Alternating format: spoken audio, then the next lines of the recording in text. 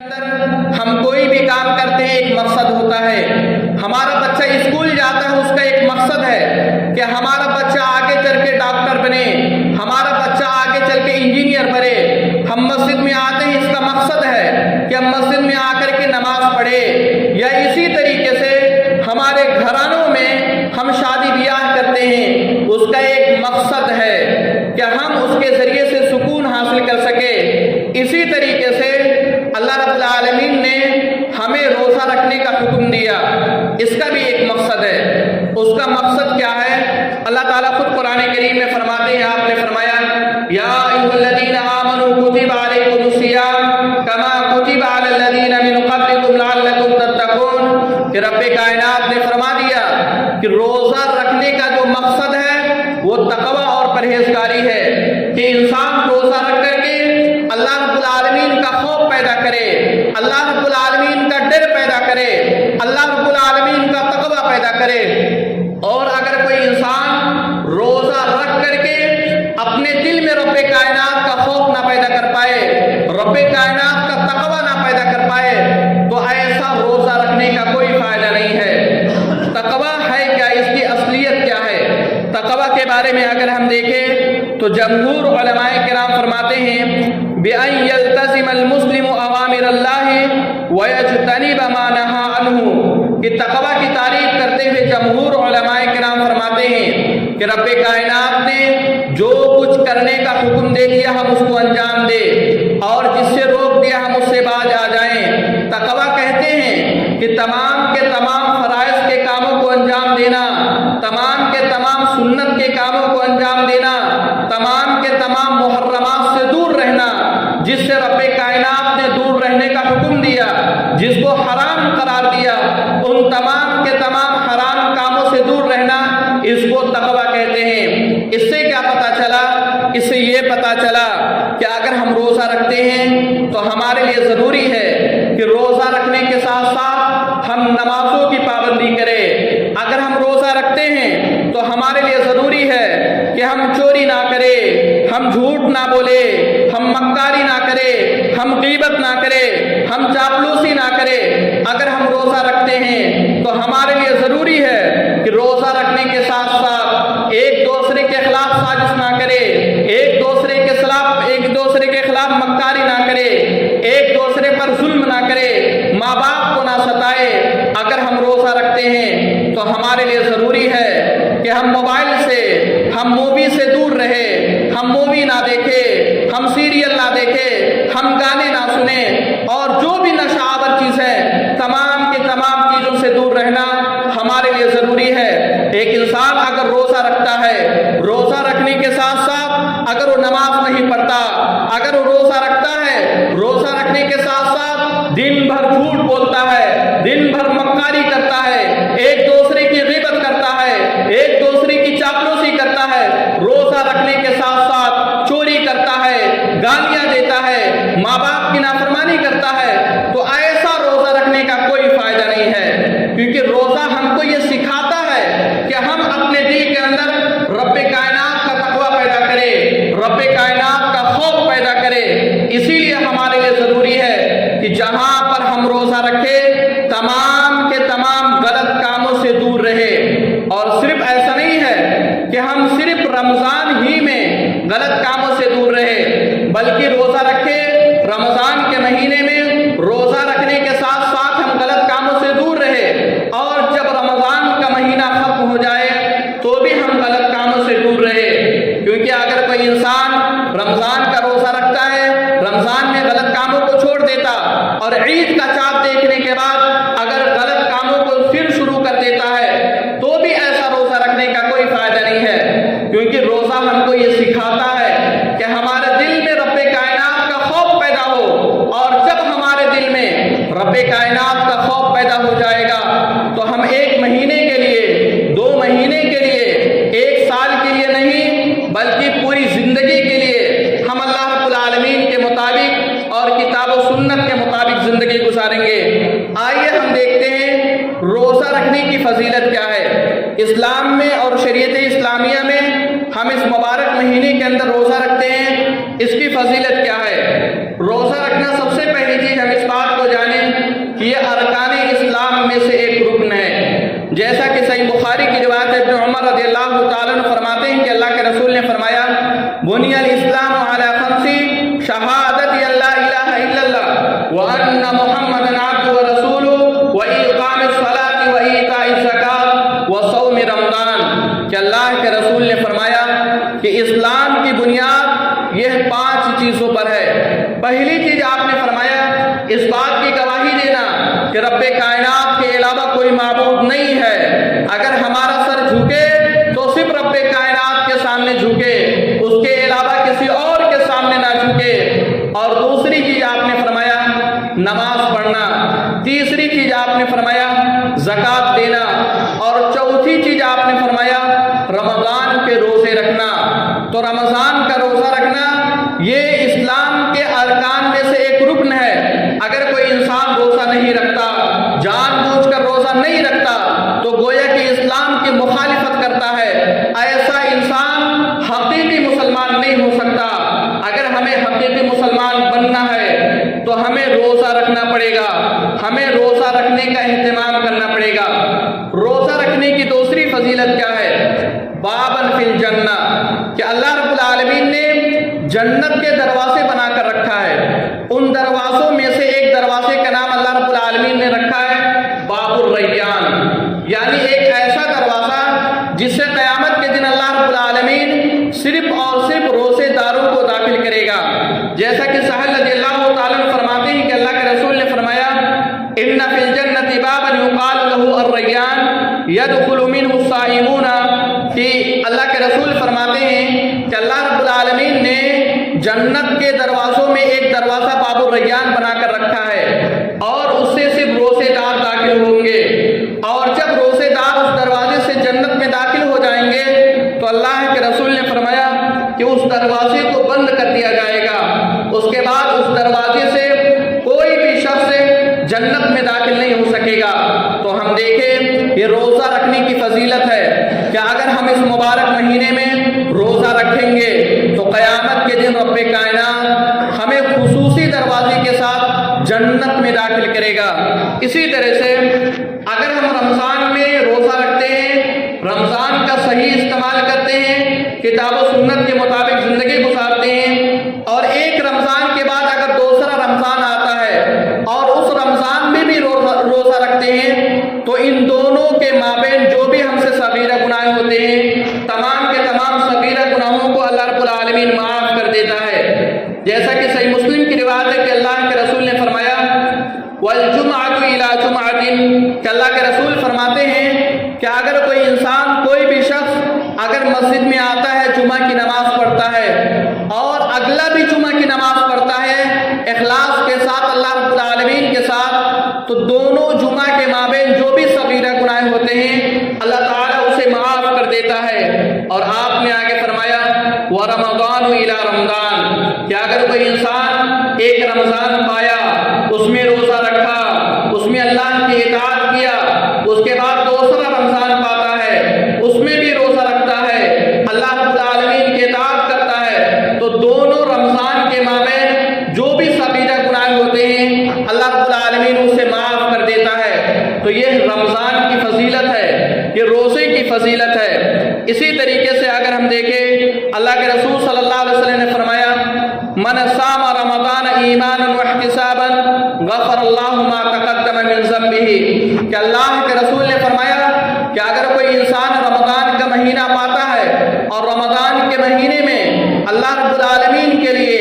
اخلاص کے ساتھ اگر رمضان کا روزہ رکھتا ہے تو رب کائنات اس کے تمام پچھلے گناہوں کو معاف کر دیتا ہے۔ تو اگر ہمیں یہ رمضان کا مہینہ ملا، ہم رب کائنات کے لیے اخلاص کے ساتھ اگر ہم روزہ رکھتے ہیں، ریاکاری کے لیے روزہ نہ رکھے، لوگوں کو دکھاوا کرنے کے لیے روزہ نہ رکھے، تو اللہ رب العالمین ہم سے اب تک پچھلے جو بھی صغیرہ گناہ ہیں تمام کے تمام گناہوں کو معاف کر دے گا۔ یہ روزہ رکھنے کی فضیلت ہے۔ اسی طریقے سے ہم دیکھیں روزہ ایک ڈھال ہے، جہنم کا ڈھال ہے۔ جس طریقے سے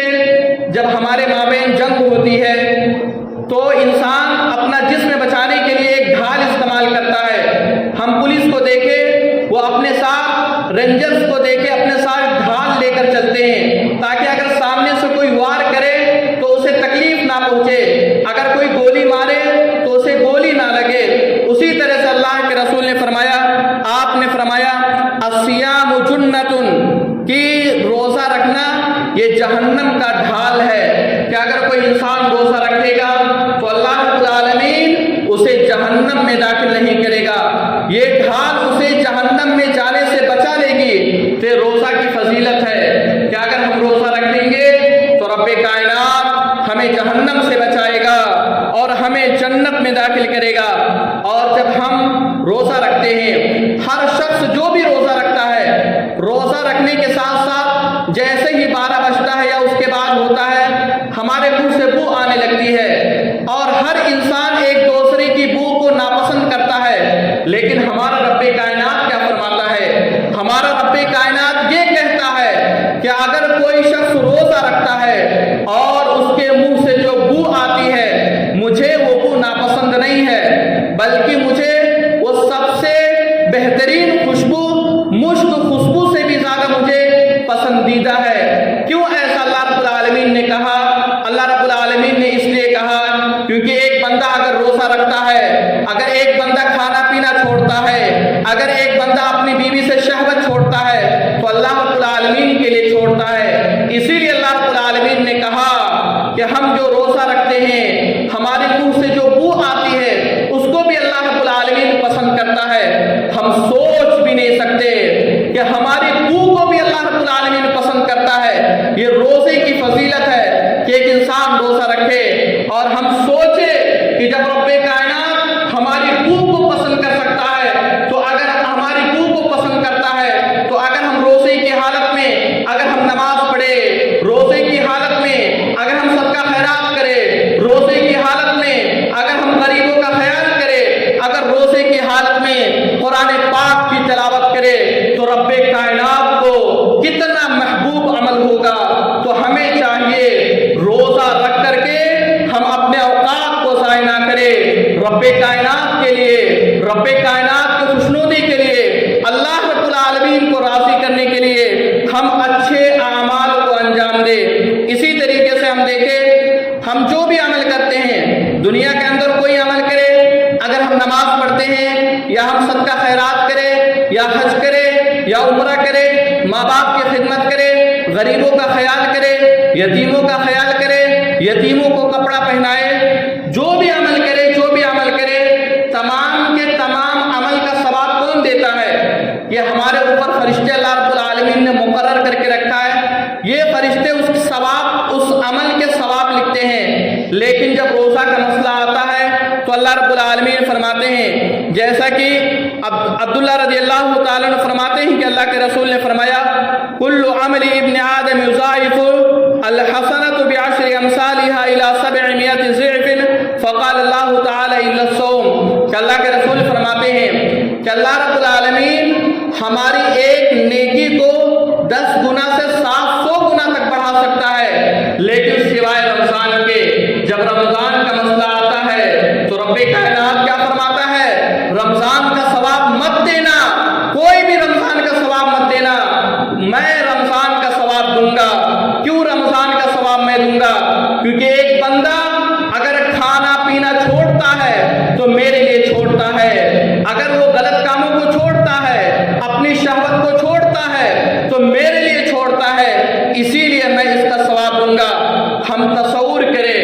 کہ اللہ رب العالمین کے یہاں، اللہ کے یہاں نیکیوں کی کمی ہے، اللہ کے یہاں ثواب کی کمی ہے۔ اگر اللہ رب العالمین ہم کو ثواب دے گا تو کہیں تھوڑا موڑا دے گا، ہمیں اللہ رب العالمین اتنا ثواب دے گا کہ ہم تصور بھی نہیں کر سکتے، ہم گمان بھی نہیں کر سکتے۔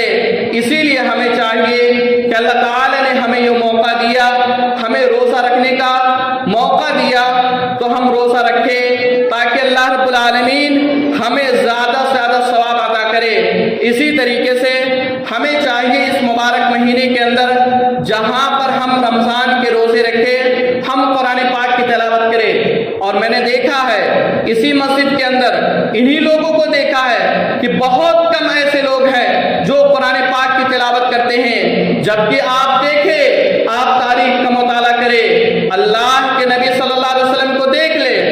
جب رمضان کا مہینہ آتا تھا جبریل علیہ السلام آیا کرتے تھے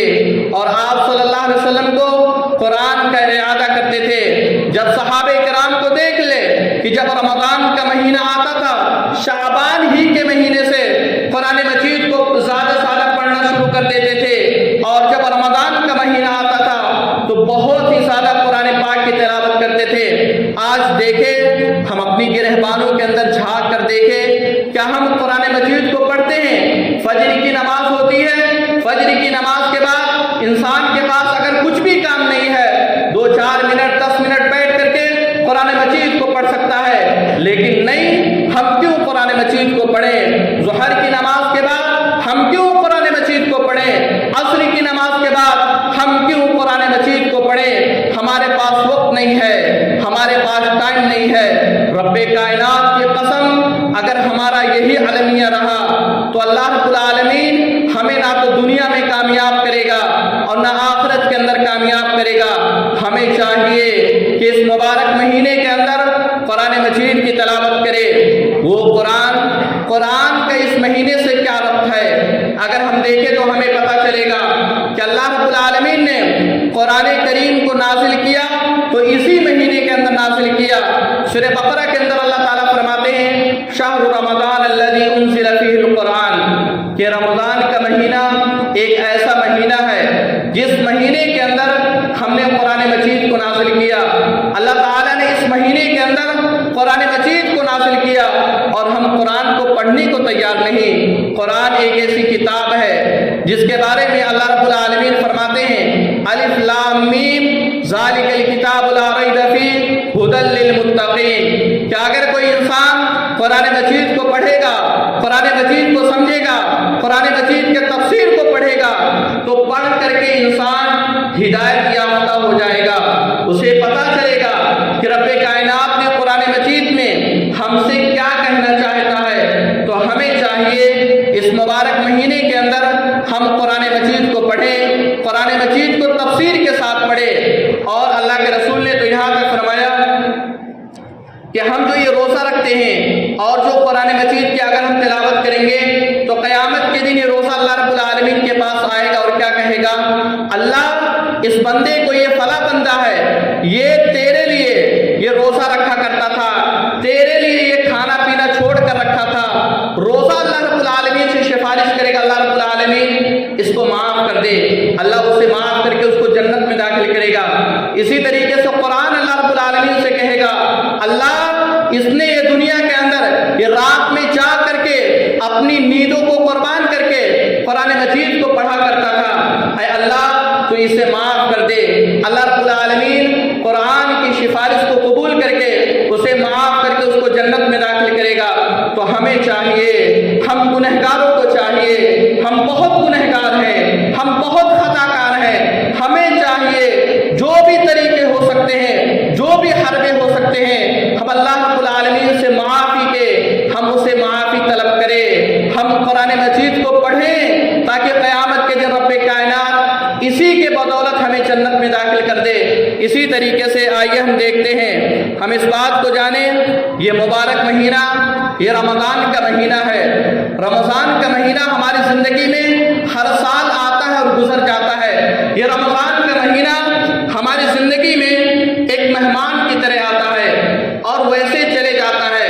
جس طرح سے ایک مہمان ہمارے گھر میں آتا ہے 2-4 دن رہ کر کے چلا جاتا ہے، اسی طریقے سے یہ رمضان ہماری زندگی میں آتا ہے، 1 مہینہ رہتا ہے اور دوبارہ چلا جاتا ہے۔ لیکن ہم دیکھیں، اپنے آپ کو دیکھیں، ہمارا کیا عالمیہ ہے؟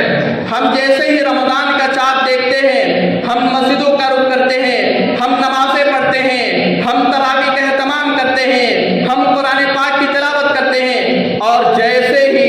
عید کا چاند دیکھتے ہیں ہم مسجدوں کو ویران کر دیتے ہیں، ہماری مسجدیں ویران ہو جاتی ہے۔ جیسے ہی ہم عید کا چاند دیکھتے ہیں ہم نمازوں کا اہتمام نہیں کرتے۔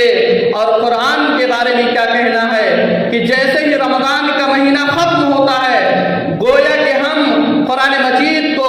3 طلاق دے کر کے اسے اپنی زندگی سے رخصت کر دیتے ہیں۔ یہ ہمارا عالمیہ ہے، ہمیں اس میں غور و فکر کرنے کی ضرورت ہے، ہمیں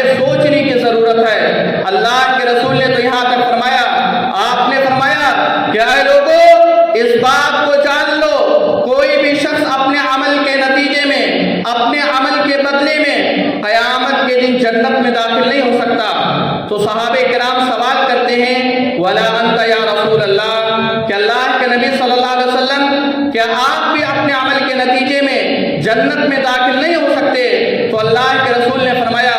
ہاں میں بھی اپنے عمل کے نتیجے میں، اپنے عمل کے بدلے میں جنت میں داخل نہیں ہو سکتا۔ ہم دیکھیں اللہ کے رسول کو دیکھ لے، صحابہ کرام رضی اللہ تعالیٰ عنہ مجمعین فرماتے ہیں کہ اللہ کے نبی صلی اللہ علیہ وسلم جب رات میں قیام اللیل کرتے تھے، ایک ایک رات میں سورہ توبہ سے لے سورہ بقرہ سے لے کر کے سورہ توبہ تک تلاوت کر جاتے تھے، اور آپ کا قیام جتنا لمبا ہوتا تھا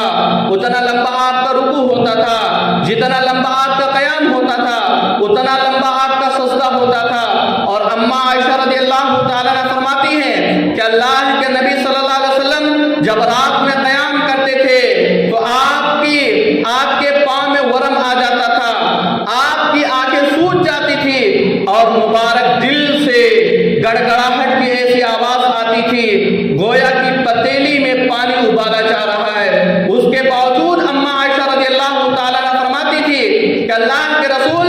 آپ کو اتنا لمبا قیام کرنے کی کیا ضرورت ہے؟ آپ کے تو اگلے اور پچھلے تمام گناہوں کو معاف کر دیا گیا۔ تو اللہ کے رسول فرماتے تھے افلا اکون عبدا شکورا، کیا میں رب کائنات کا شکر گزار بندہ نہ بن جاؤں؟ وہ نبی جو تمام نبیوں کا سردار ہے، وہ نبی جس کے اشارے پر چاند کے 2 ٹکڑے کر دیے گئے، وہ نبی جس کو بشارتیں دی گئی، وہ نبی جس کے بارے میں قبر کے اندر سوال کیا جائے گا، وہ نبی جس کو جنت کا سردار قرار دیا گیا، اس نبی کا یہ عالم تھا کہ رات میں اتنا لمبا قیام کرتا تھا کہ پاؤں میں ورم آ جاتی تھی، رب کائنات کی اس انداز سے اطاعت کرتا تھا۔ لیکن ہمارا کیا عالمیہ ہے؟ ہمارا یہ عالمیہ ہے کہ ہم میں سے کوئی انسان اگر جمعہ کی نماز کے لیے آ جائے تو اپنے آپ کو یہ سمجھتا ہے کہ میں نے رب کائنات پر احسان کر دیا، میں نے اللہ رب العالمین کا حق ادا کر دیا۔ اگر کوئی انسان رمضان کے مہینے میں نماز پڑھ لے، رمضان کے مہینے میں تراویح کا اہتمام کر لے، تھوڑا بہت صدقہ خیرات کر دے، تو یہ سوچتا ہے کہ میں نے رب کائنات پر احسان کر دیا، میں نے اللہ رب العالمین کی فرما برداری کر دی۔ ایسا نہیں ہے۔ ہم دیکھیں عمر بن خطاب رضی اللہ تعالیٰ عنہ کو دیکھ لے، رات میں اٹھ اٹھ کر اپنے ہاتھ پاؤں کو نوچتے تھے، اپنے آپ سے سوال کرتے تھے عمر تجھے کیا ہو گیا؟ اگرچہ تیرے کو خلیفۃ المسلمین بنا دیا گیا لیکن تو نے آخرت کے لیے کیا تیار کیا؟ یہ سوچ کر کے کہ رب کائنات جب ہم سے آخرت میں سوال کرے گا اس سوال کا جواب کیسے دوں گا، یہ سوچ کر کے رات میں اٹھ اٹھ کر کے اپنے ہاتھ پاؤں کو نوچتے تھے، اپنے آپ کو سوال کرتے تھے۔ آج بڑا آسان ہو گیا، ایک انسان تھوڑا نماز پڑھ لے، تھوڑا ماں باپ کی خدمت کر لے، تھوڑا روزہ رکھ لے، تھوڑا قرآن پاک کی تلاوت کر لے، ہم یہ سمجھتے ہیں ہم حقیقی مسلمان بن گئے۔ ایسے جنت میں جانا کوئی آسان کام نہیں ہے۔ جنت میں جانے کے لیے ہمیں صحابہ کرام کو دیکھنا ہوگا۔ وہ صحابہ کرام تھے کہ اگر وہ بھی تجارت کیا کرتے تھے، اگر ان کے یہاں گراہک آتا تھا ترازو کے ایک پڑھنے میں سودا رکھ دیتے تھے، اور اگر اذان آ جاتی تھی تو سودا کو چھوڑ کر کے نماز کے لیے آتے تھے، مسجدوں کا رخ کرتے تھے۔ ہمارے جیسے نہیں تھے کہ انسان اذان ہو گئی، اقامت ہونے والی ہے، ایک شخص دوڑ کر کے مسجد میں آتا ہے اور جیسے ہی امام السلام علیکم ورحمۃ اللہ کہے، سلام پھیرے، دوڑ کر مسجد سے بھاگنا ہوتا ہے۔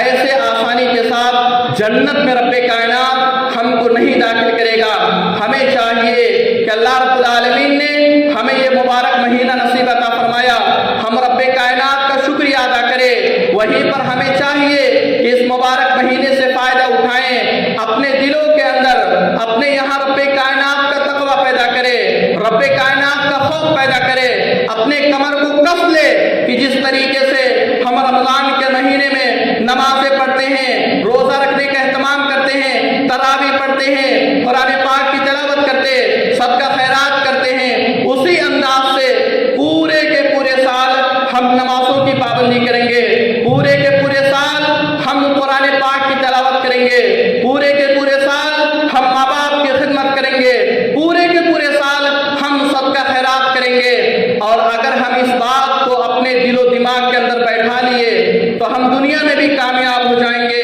اور ایک ایسا مہینہ ہے جس مہینے میں رب کائنات نے قرآن مجید کا نزول فرمایا۔ اللہ تعالیٰ قرآن کریم میں فرماتے ہیں شہر رمضان الذی انزل فیہ القرآن، کہ رمضان کا مہینہ ایک ایسا مہینہ ہے جس مہینے کے اندر ہم نے قرآن مجید کا نزول فرمایا، ہم نے قرآن مجید کو نازل کیا۔ رمضان کا مہینہ ایک ایسا مہینہ ہے جس مہینے کے اندر اللہ رب العالمین نوافل اور فرائض کے ثواب کو بڑھا دیتا ہے۔ جیسا کہ صحیح بخاری کی روایت ہے کہ اللہ کے رسول نے فرمایا، آپ نے فرمایا عمرۃ فی رمضان تقضی حجۃ،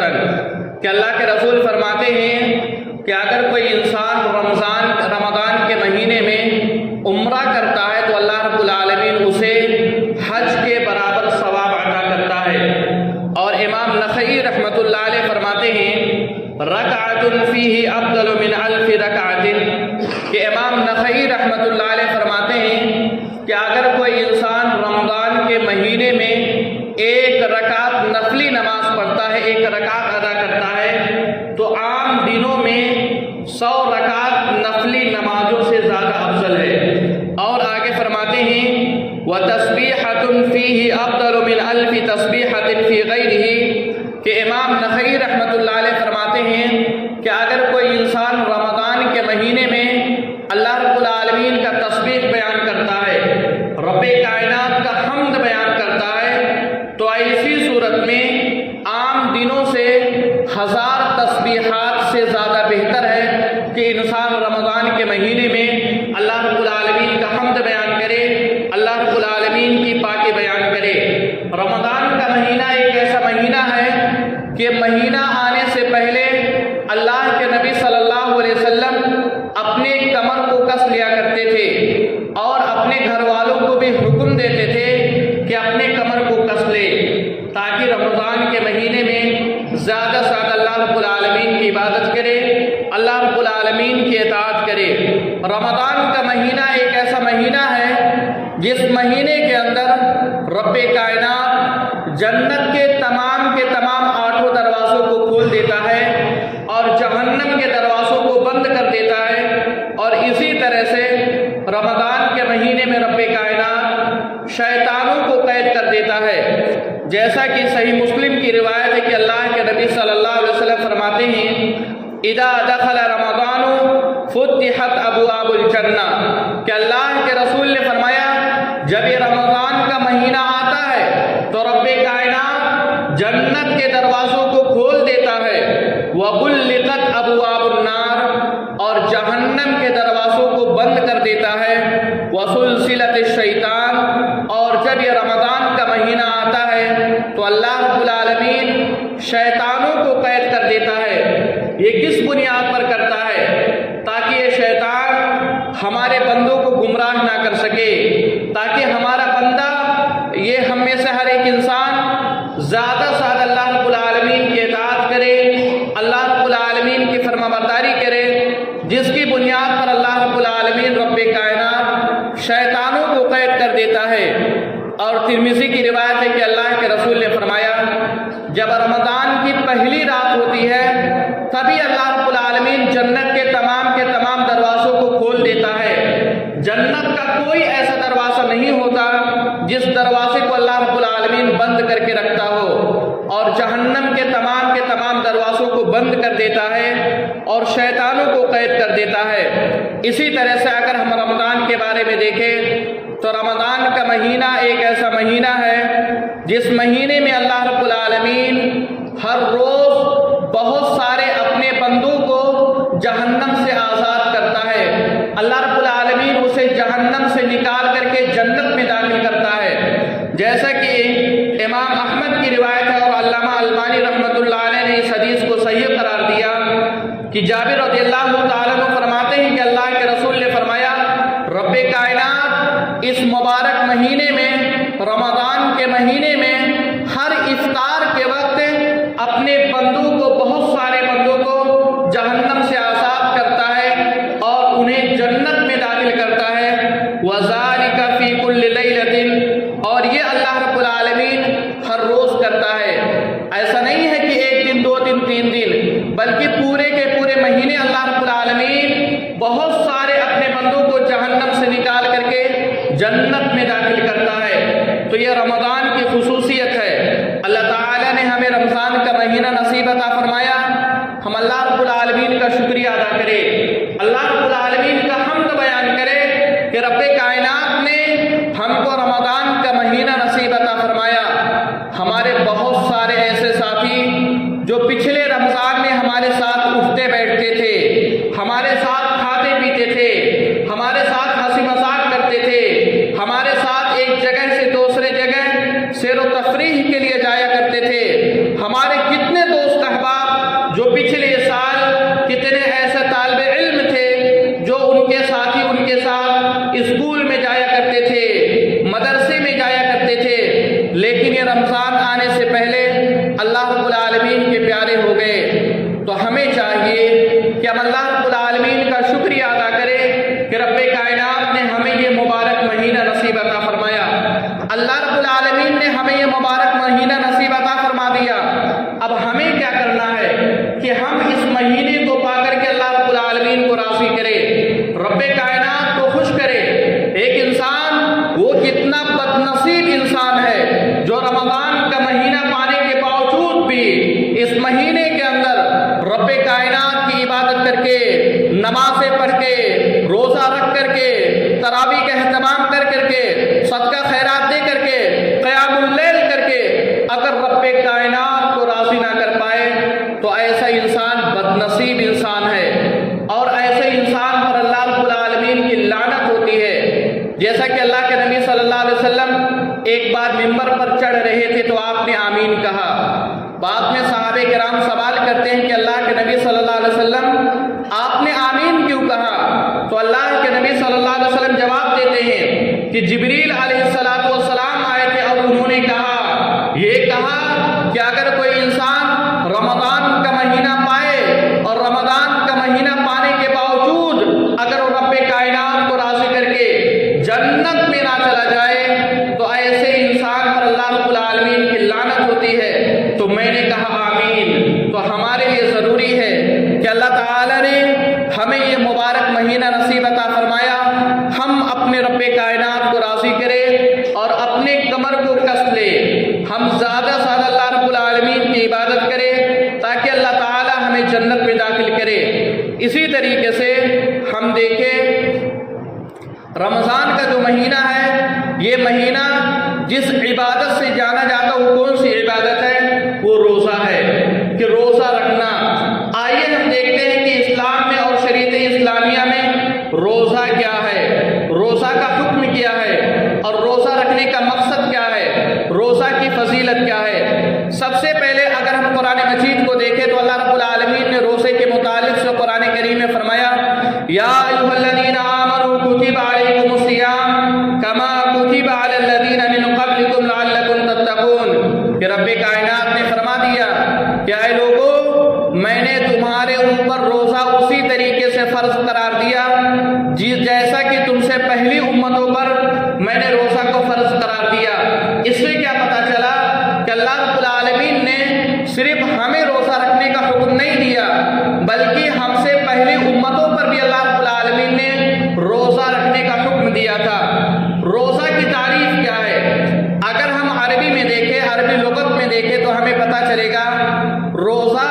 یصام یصوم صوما و صیاما، اس کے معنی ہوتے ہیں الامساک، رک جانا، اور اس کی اصطلاحی تعریف جمہور علماء کرام بیان کرتے ہیں الامساک عن المفطرات عن وجہ مخصوص من طلوع الفجر الى غروب الشمس۔ روزہ کہتے ہیں کہ کھانے پینے اور شہوت کو چھوڑ دینا۔ کب سے چھوڑنا؟ طلوع فجر سے لے کر کے ہم غروب شمس تک کھانے پینے کو چھوڑ دے، شہوت کو چھوڑ دے، اس کو روزہ کہتے ہیں۔ کہ جب ایک مؤذن فجر کی اذان دے اللہ اکبر اللہ اکبر، اس کے بعد سے ہم کھانا پینا چھوڑ دے، اور جب مغرب کی اذان دی جائے اللہ اکبر تب ہم کھانا پینا شروع کریں، اس کو روزہ کہتے ہیں۔ اور اگر روزہ کا حکم دیکھیں تو اس کے بارے میں اکثر علماء کرام اور جمہور علماء کرام فرماتے ہیں ان حکم صیام رمضان فرض عین علی کل مسلم بالغ قادر عاقل، کہ جمہور علماء کرام فرماتے ہیں روزے کے حکم کے بارے میں کہ اگر کوئی انسان جو بالغ ہو گیا، چاہے لڑکا ہو یا لڑکی ہو، اگر بالغ ہو گئی اور روزہ رکھنے کی طاقت رکھتی ہے، روزہ رکھنے کی طاقت رکھتا ہے، تو اس پر روزہ رکھنا واجب اور ضروری ہے۔ لہذا اگر کوئی انسان بالغ ہو گیا، روزہ رکھنے کی استطاعت رکھتا ہے، روزہ رکھنے کی طاقت رکھتا ہے،